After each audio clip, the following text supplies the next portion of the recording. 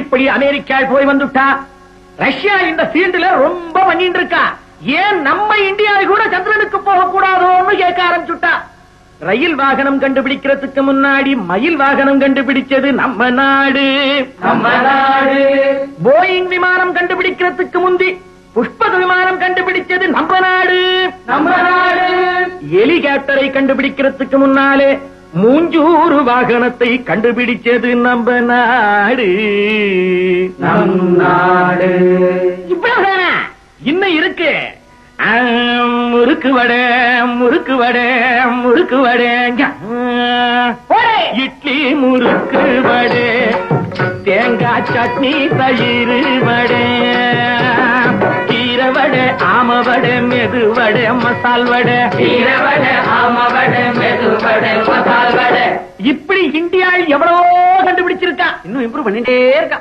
ஆமாம், இந்தியாவுல எதுல ஒத்துமை இருக்கோ இல்லையோ, இதுல ஒத்துமையா கோஷம் போட்டா 14 பாஷையிலையும் போட்டா நம்ம பட்டுமாமி சும்மா இருப்பாளா? அவளுக்கும் வந்துடுத்து வேகம். அடுத்த அமெரிக்கால பாத்தேடா, அவ நாட்டுக்காரா மூணுக்கு போனத கேட்டேடா அப்படின்னா கடைசியில விஷயம் பார்லிமெண்ட்டுக்கு போச்சு.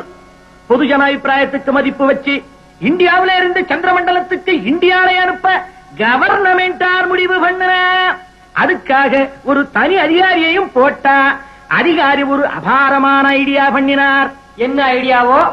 அமெரிக்காவோட ஒரு ஒப்பந்தம் செய்து கொண்டார்.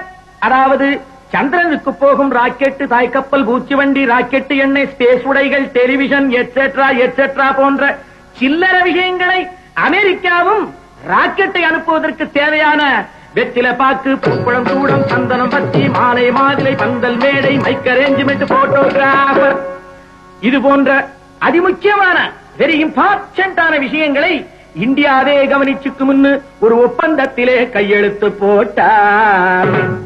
இதுக்கப்புறம் தான் எல்லா தொல்லையும் ஆரம்பிச்சது.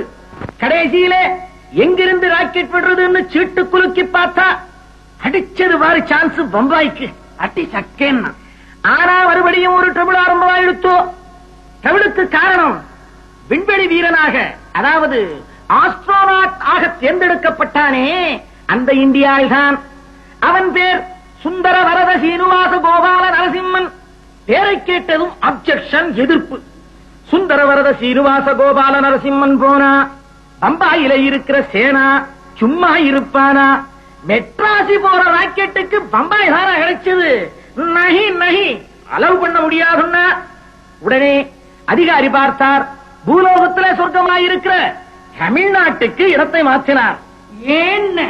ஏன்னா மெட்ராஸ், நல்ல மெட்ராஸ். தமிழ்நாடுன்னு சொல்லுங்க. தமிழ்நாடு நல்ல தமிழ்நாடு, ஏரோ இல்லாத தமிழ்நாடு, சட்டசபை அடித்தடி காணாத நாடு, லாகண்டு ஆடக் கெடாத நாடு. இப்படிப்பட்ட தமிழ்நாட்டிலே கூடுவாஞ்சேரி பக்கத்திலே இருக்கிற துக்லாஞ்சேரியிலே எல்லா ஏற்பாடுகளையும் பண்ணினார். இந்தியாவும் தன் பங்குப்படி காரியங்களை செய்தது. பந்தல் என்ன, தோரணம் என்ன, சூடம் என்ன, சாம்பிராணி என்ன, டியூப் லைட் போட்டது, ஸ்பீக்கர் அமைத்தது, தேங்காய் உடைத்தது, திருஷ்டி கழித்தது, ஆக எல்லாம் ரெடியாச்சு. கும்பகோணம் மகாமகம் மாதிரி துக்லாஞ்சேரியில கூட்டம்னா கூட்டம், பெரும் கூட்டம். இறைவணக்கம் பாட டி.எம். சவுந்தரராஜனை கூப்பிட்டிருந்தார். டி.எம்.எஸ். வந்தார். பாட ஆரம்பிச்சார். என்ன பாடினார்? மெதுவா மெதுவா தொடலாமா, வேணியிலே கை படலாமா. அட அபிஷ்டுகளா, இதை அவர் பாடுவார். அசல் பக்தி பாட்டை அல்லவா பாடினார். பிரேயர் முடிஞ்சதும் புரோகிதர் மந்திரம் மோத தேங்காய் உடைச்சு கற்பூரம் கொளுத்தி விண்வெளி வீரனுக்கு திருஷ்டி கழிச்சு அவன் ராக்கெட்டுக்குள்ள நுழையறதுக்கு முந்தி, அடே பையா சுந்தரம், உடம்பு பத்திரம், போய் லெட்டர் போடுடா என்று வாட்டியும், ஏன்னா உங்களைத்தானே சனிக்கிழமை என்ன தேய்ச்சிக்குங்கோ, கல்ச்சட்டியில புளியோதரை வச்சிருக்கேன், ஒரு வாரம் கூட நன்னா இருக்கும், தூக்கி ஏதாவது நாய்க்கு போட்டுடாதீங்கோன்னு ஆசையா ஆம்படையாளும். அப்பா நேக்கு பலூன் வாங்கிட்டு வான்னு அரை டிக்கெட்டுகளும் கேட்டுக்கொண்டனர். அதன் பிறகு நம்ம விண்வெளி வீரன் ராக்கெட்டுக்குள் நுழைந்து ஜன்னலை இழுத்து சாத்துற நேரம் நிறுத்துங்கோ நிறுத்துங்கோன்னு கத்திண்டே ஒரு குடுகுடு ஆத்மா ஓடி வந்தது. அவர்தான் பிரபல பஞ்சாங்க சிரோன்மணி ஜோதிட Manonmani Sri Sri சாஸ்திரிகே.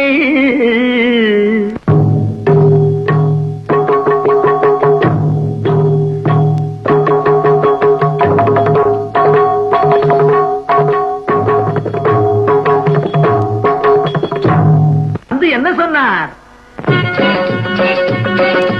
Do you have any sense? Do you have any brains? Do you have any sense? Do you have any brains? Do you have any idea? அப்படி இன்னும் ஆங்கில மொழியில் கேட்டார். இத ரேடியோவில் 14 பாஷையிலையும் அஞ்சல் பண்ணா. ஸ்ரீ ஸ்ரீ ஸ்ரீ சாஸ்திரிகள் கணீர் என்று சொன்னார். மை டியர் ஆபீசர், அன்புள்ள அதிகாரி அவர்களே, தப்பு பண்ணிட்டேள், பெரிய தப்பு பண்ணிட்டேள், பெரிய பிளண்டர் பண்ணிட்டேள். இன்னைக்கு அமாவாசை ஆச்சே, சந்திரனே கிடையாது. நம்ம இந்தியாவில் எங்கே போய் இறங்குறது? சந்திரன் இல்லாத போது இறங்க இடம் எதுன்னு இப்படி கேட்டார். அதிகாரி அசந்து போயிட்டார். ஒரே சலசலப்பு, ஒரே பரபரப்பு. அதிகாரி பார்த்தார், கிடுகிடுன்னு மைக்கை பிடிச்சார். இந்த ராக்கெட்டை அனுப்புறதுல ஒரு சின்ன தவறு நடந்து விட்டது. அமாவாசை வருவதை யாரும் கவனிக்கல. ஆகவே மன்னிக்க வேண்டுகிறேன், செய்த தவறுக்கு வருந்துகிறேன் என்று வருத்தப்பட்டு மேலும் சொன்னார். ஆகவே சந்திரனுக்கு இந்தியாவை அனுப்புற இந்த நிகழ்ச்சியை இன்னும் 15 வருஷம் ஒத்தி வைக்கிறேன். மறுபௌர்ணமி வர்றதுக்கு 15 நாள் தானே. தவறிப்போய் அந்த மனுஷன் 15 வருஷம் முன்னிட்டார். அதிகாரியாச்சே, சொன்னதுதான், மாற்ற முடியாதே.